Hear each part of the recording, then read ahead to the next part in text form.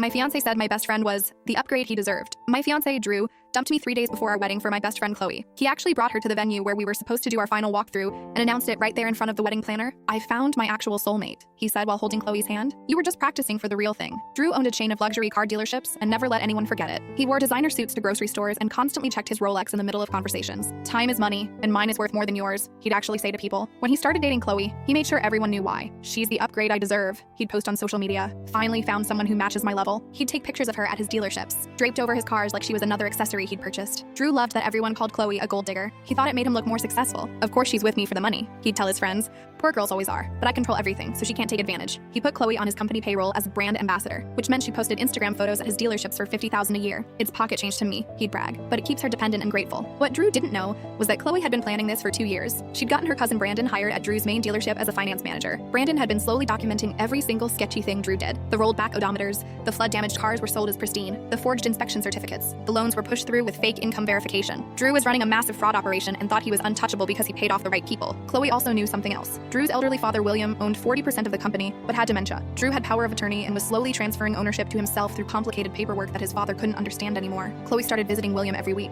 She'd bring him his favorite soup and sit with him for hours, listening to his stories. The nursing home staff loved her. She made sure there were always witnesses to these visits. 6 months into dating Drew, Chloe convinced him to let her redecorate his office. While moving furniture, she accidentally found his father's original will in a hidden filing cabinet, the one that left everything to charity if Drew was ever convicted of a crime. Drew had hidden it and created a fake will, leaving everything to himself. Chloe took photos of everything. Then she found Drew's secret books, the real ones showing the millions he'd stolen through fraud. She photographed those too, but she kept playing the devoted girlfriend, letting Drew parade her around like a trophy while calling her a gold digger to anyone who'd listen. Drew proposed to Chloe on the first anniversary of leaving me. He made it this huge public spectacle at his biggest dealership, live-streamed it, and gave a speech about how a successful man deserves a beautiful woman who knows her place. Chloe said yes and cried perfectly on cue. 2 weeks later, the FBI raided all of Drew's dealerships. Someone had sent them a massive file documenting years of fraud, tax evasion, and elder abuse. That someone was Chloe. But here's where it gets beautiful. Because Chloe had been visiting William so faithfully, and because Drew had been publicly horrible to her, calling her a gold digger and treating her like property, William's court-appointed advocate decided Chloe was the only person looking out for the old man's interests. When Drew was arrested, the court froze all his assets and appointed a temporary guardian for William. The guardian was Chloe's aunt, a retired judge who just happened to be available. The aunt immediately found the real will and submitted it to the probate court. But then William, in a moment of clarity during one of Chloe's visits,